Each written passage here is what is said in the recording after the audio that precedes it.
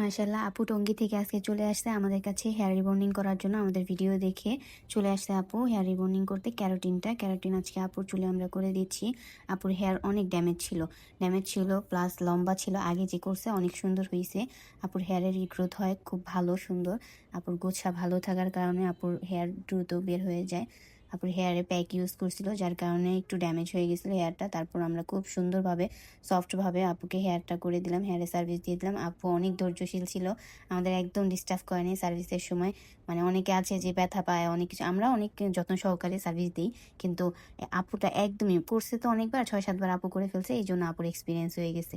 এই যে এখন যে দেখতে পারতেছেন এটা একদম পুরা ওয়াশের পরে একদম আমরা নর্মাল পানি দিয়ে হেয়ারটাকে ওয়াশ করছি, তারপর শুধু সিরাম ইউজ করছি, শুধু স্ট্রিক্সের সিরামটা ইউজ করে এটা ফাইনাল রেজাল্ট। আমি আপুর মুখে আপনাদের একটা ভিডিও ছেড়ে শেয়ার করে দিয়ে দিব যে আপু যে বলছে যেটা একদম র চুলটা, এই পাশের যে চুলগুলো এগুলো আমি হালকা টানছি, মানে আয়রন করছি, একদম র চুল এত শাইনিং মাশাআল্লাহ এত সুন্দর আসছে। আমি ভাবতেই পারিনি যে আপুর গোড়া আগা একদম পুরা সেম টু সেম আসবে। আমি বলছিলাম যে আপু আমরা 100% দিতে পারবো না, কিন্তু চেষ্টা করবো। তো এত যে সুন্দর আসবে একদম বলার বাইরে। যাই হোক, আপু মনে মনে তো দূরস্বরী পড়তেছিল, অনেক সুন্দর হয়েছে। আপনারাও যদি করতে চান চলে আসতে পারেন রোমান্স বিউটি পার্লার। নিঃসন্দেহে আমাদের ঈদের আগে, কোরবানির জন্য ঈদের আগে আমাদের অফার চলতেছে 50% সব হেয়ারের উপরে।